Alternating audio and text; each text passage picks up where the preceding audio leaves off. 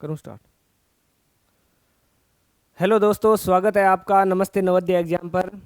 आज हम शुरू करने जा रहे हैं टेंस की नेक्स्ट क्लास के बारे में। तो हमने सबसे पहले शुरू में देखो क्या पढ़ा था कि टेंस का इंट्रोडक्शन हो गया, और टेंस का इंट्रोडक्शन होने के बाद हमने टेंस के टाइप के बारे में जाना, सब टाइप के बारे में जाना।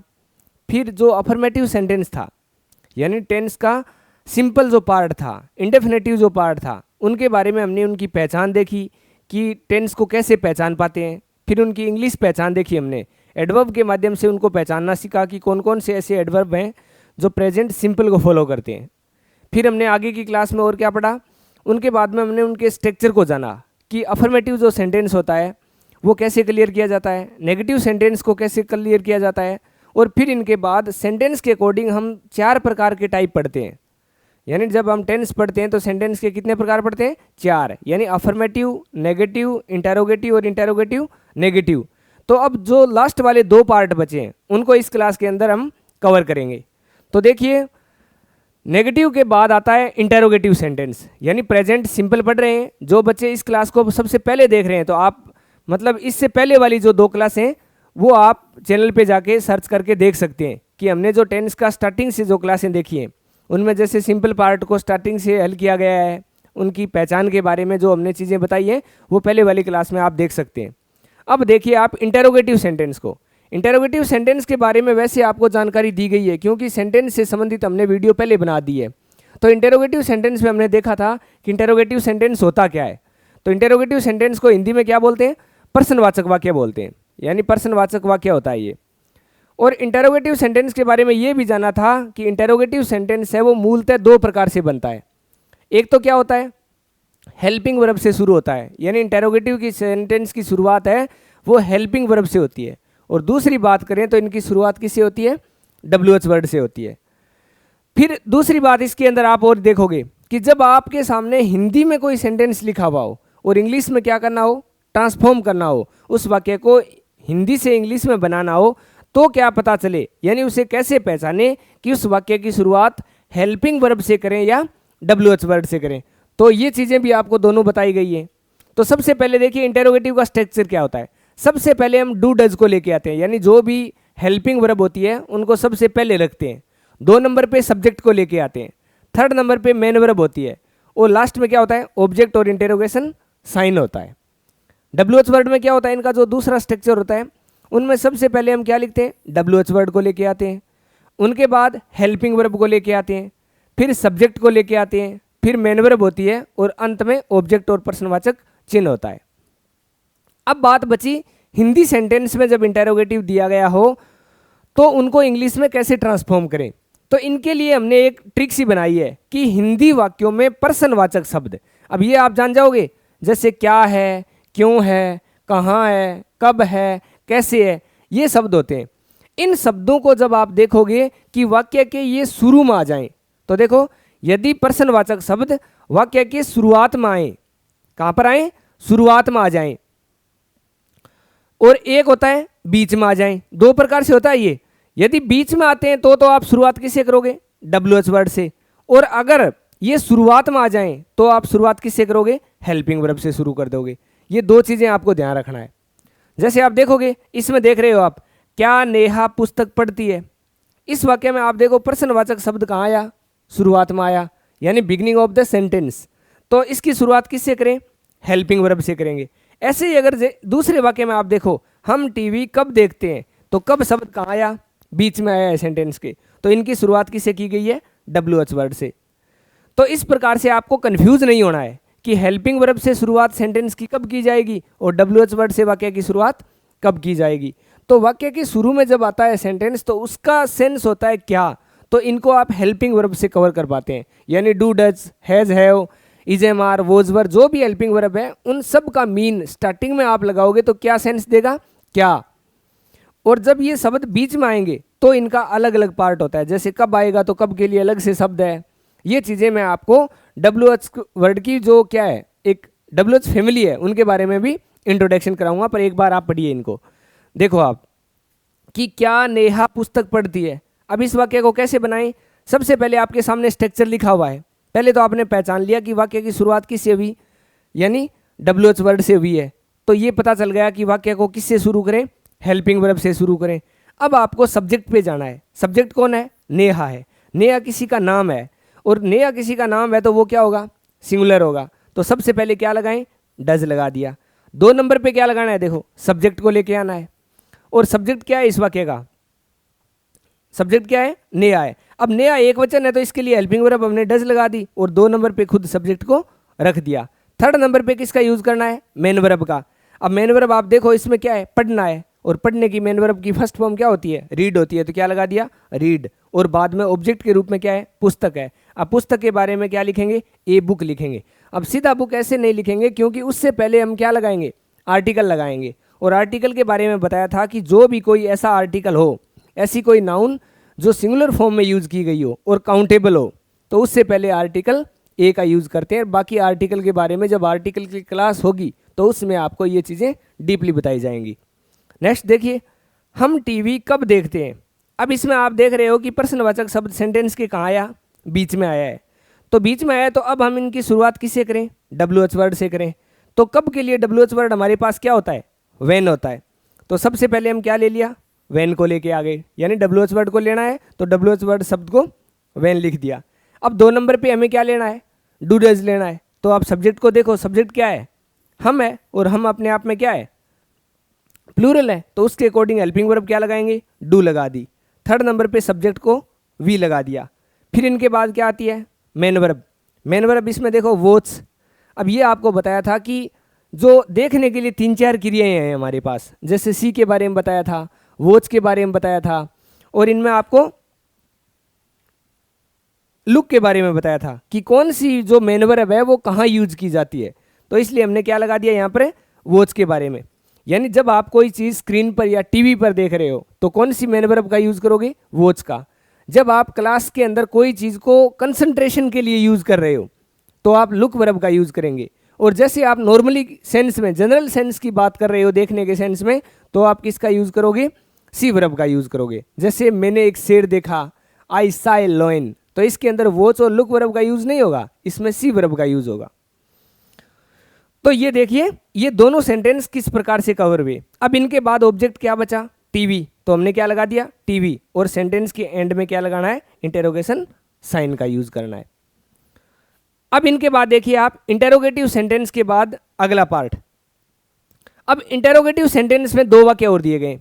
क्या महेश पत्रिका पढ़ता है, इस वाक्य को मेरे साथ साथ खुद बनाइए आप। कैसे बनाओगे आप, सबसे पहले आप देखोगे कि इस वाक्य में स्ट्रक्चर क्या कहता है। स्ट्रक्चर के अंदर आप देख रहे हो प्रश्नवाचक शब्द कहाँ आया, बी शुरू में आया, और शुरू में आएगा तो किससे शुरुआत करोगे, हेल्पिंग वर्ब से।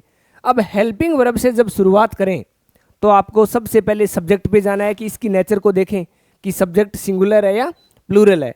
अब किसी व्यक्ति का नाम है महेश, तो सब्जेक्ट क्या होगा, सिंगुलर होगा, और सिंगुलर होगा तो उनके लिए हेल्पिंग वर्ब हमारे पास डू डज में से क्या सिलेक्ट करोगे, डज को लेके आओगे। तो हमने सबसे पहले क्या लिखा, डज लिख दिया। 2 नंबर पे क्या लगाना है, सब्जेक्ट लेके आना है, तो महेश को इंग्लिश में लिख दिया। 3rd नंबर पे हमें किसका यूज करना है, मेन वर्ब का यूज करना है। तो पढ़ना है, और पढ़ने की बेस फॉर्म क्या होती है, रीड होती है, तो रीड को ले दिया। और बिन उनके बाद देखोगे पत्रिका, और पत्रिका के लिए हमारे पास एक शब्द है मैगजीन, और उससे पहले आर्टिकल क्या लगा दिया, ए लगा दिया। और end of the sentence we put the interrogation sign, यानी अंत में प्रश्नवाचक चिन्ह का क्या हो गया, प्रयोग हो गया। तो शायद ये चीज़ समझ आई होगी। अब आप इनमें क्या करोगे कि परीक्षा में fill in the blanks with correct form of verb, यानी क्रिया का सही रूप भरना, ये भी परीक्षा के अंदर पूछा जाता है।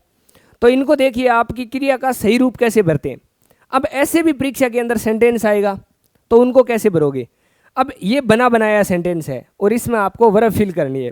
तो सबसे पहले आप देख रहे हो कि WH वर्ड है, वो WH वर्ड की तरह पता चल जाएगा।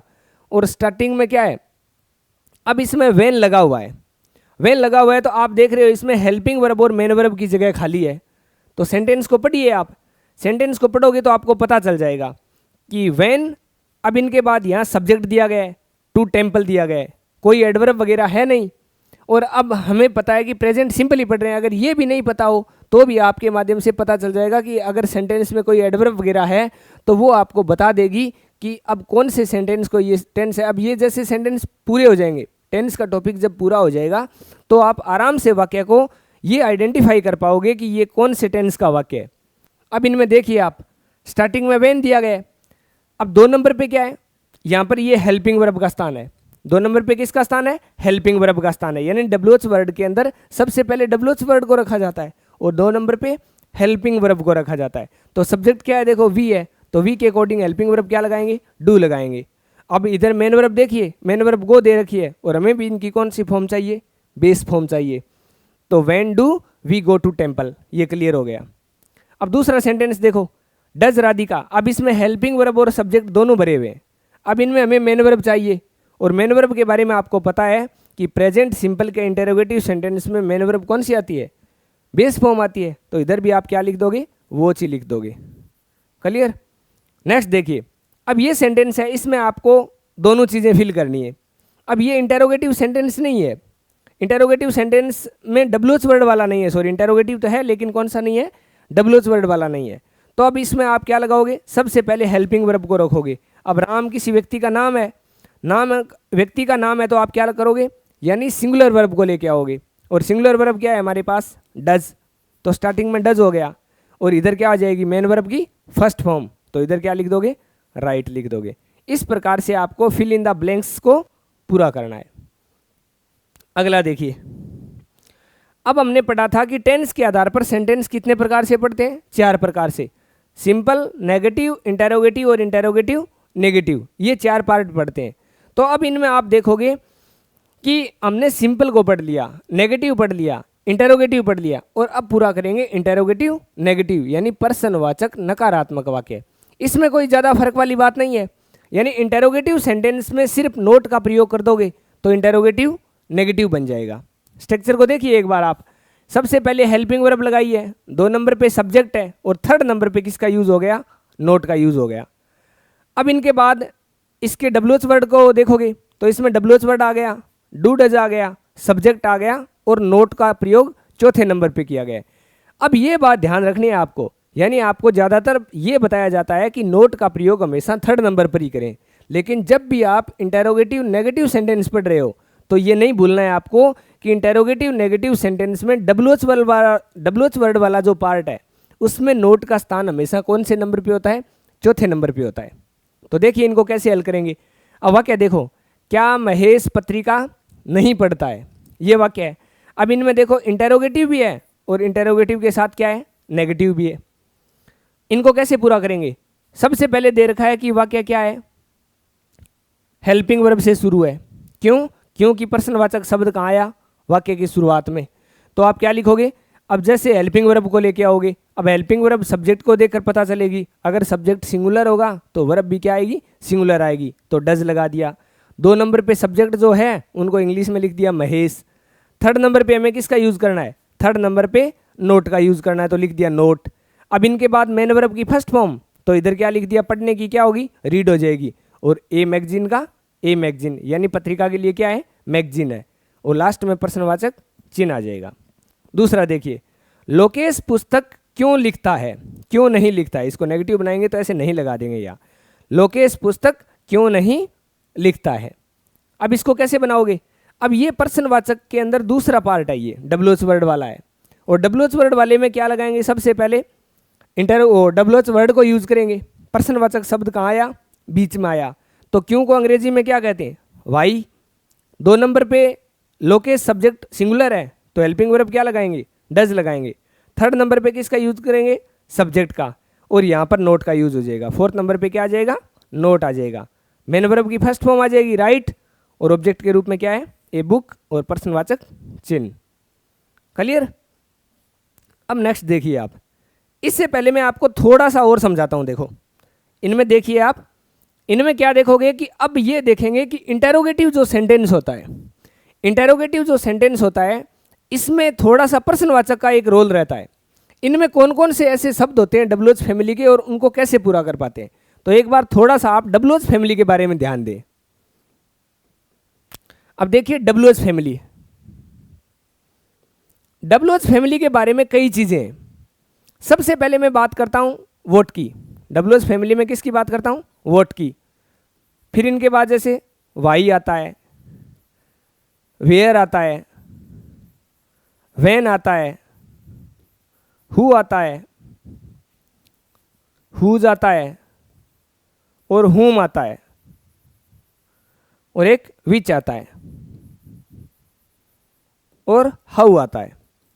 ये WH कैटेगरी के पार्ट हैं। देखो कितने हो गए, 1 2 3 4 5 6 7 8 और 9, यानी WH फैमिली की बात करें तो WH फैमिली के अंदर 9 मेंबर है ये। अब ये कहाँ कहाँ कैसे कैसे काम करते हैं इनके बारे में आपको थोड़ा सा समझना है, देखना है। अब सबसे पहले बात करें किनकी, वोट की। वोट का अर्थ क्या होता है, क्या। इनका प्रयोग अब देखो इनको कहाँ और कैसे यूज करते हैं। यानी वोट का मतलब है कि जब आप किसी चीज से अननोन हो, यानी आपको पता नहीं है कि ये क्या है। अब जैसे ये पेन है, इनके बारे में आप नहीं जानते तो आप पूछोगे व्हाट इज दिस, तो मैं कहूंगा this is pen, this is pencil. समझा गई बात। तो यानी वोट का मतलब होता है जब आप किसी अननोन चीज के बारे में जानना हो आपको, तो यू फिल द वोट। अब इनके बाद दूसरा देखिए वाई। वाई का मतलब होता है क्यों। वाई क्यों काम करता है, वाई किसी के रीजन को बताता है। जब आपको कोई चीज के बारे में पता नहीं है तो आप उससे प्रश्न करते हैं कि ये काम क्यों हुआ। तो क्यों का मतलब क्या बताता है, रीजन, यानी कारण को बताएगा। वाई किसको बताएगा, रीजन को बताएगा, कारण को बताएगा। तो 2 नंबर पे पता चल गया आपको वाई का यानी क्या काम होता है। अब इनके बात करते हैं वेयर। वेयर का मतलब होता है कहाँ, पढ़ने से ही पता चल रहा है। यानी ये किसकी बात करता है, प्लेस की बात करता है, यानी स्थान की बात करता है। स्थान सूचक शब्द है ये। जब आप किसी जगह की बात कर रहे हो कि वह कहाँ गया है, यानी स्थान के बारे में कोई भी प्रश्न करना हो तो आप किसके पास जाएंगे, वेयर के पास जाएंगे। फिर इनके बाद व्हेन शब्द आता है। व्हेन का मतलब क्या होता है, कब होता है। यानी ये किसको बताता है, ये टाइम को बताता है।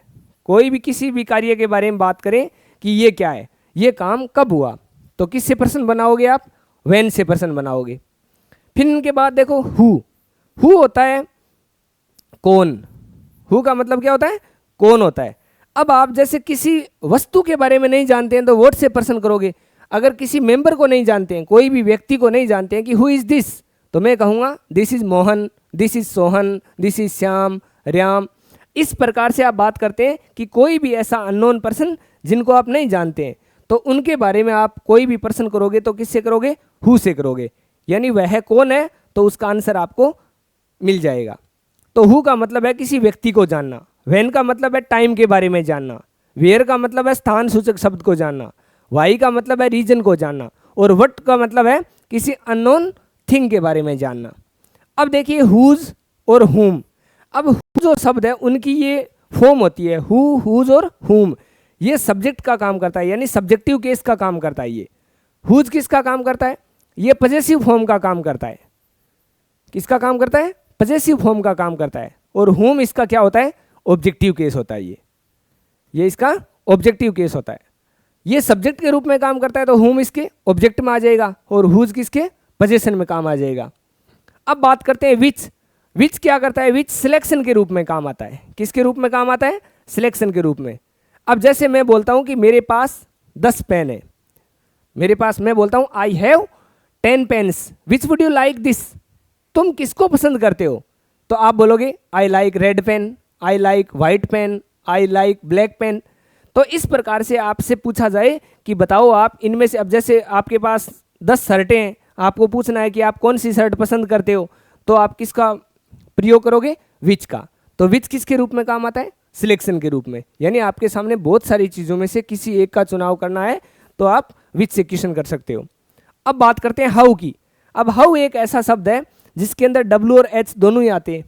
और हाउ के अंदर क्या होता है, जैसे आप टाइम से बारे में, दूरी के बारे में बात कर सकते हैं, मैनर के बारे में जान सकते हैं। हाउ के साथ कई शब्द यूज होते हैं, जैसे हाउ मैनर हो सकता है, हाउ मच हो सकता है, हाउ मैनी हो सकता है। यानी काउंटेबल और अनकाउंटेबल दोनों ही सेंस में हाउ काम करता है, इससे प्रश्न बनाया जा सकता है। तो ये थी एक WH फैमिली जिसके अंदर 9 मेंबर हैं और इन 9 मेंबर का क्या क्या काम रहता है और किस प्रकार से इनका यूजेज किया जाता है, जो आपको समझाया गया है। अब आपके बारे में अब ये कन्फ्यूज़न नहीं रहता है कि WH वर्ड में होते क्या हैं, कौन कौन से शब्द होते हैं और इनका यूज कैसे होता है। तो आई होप ये चीज़ आपको बहुत समझ आई होगी और देखते रहिएगा और चैनल को लाइक और सब्सक्राइब कीजिएगा। Thank you.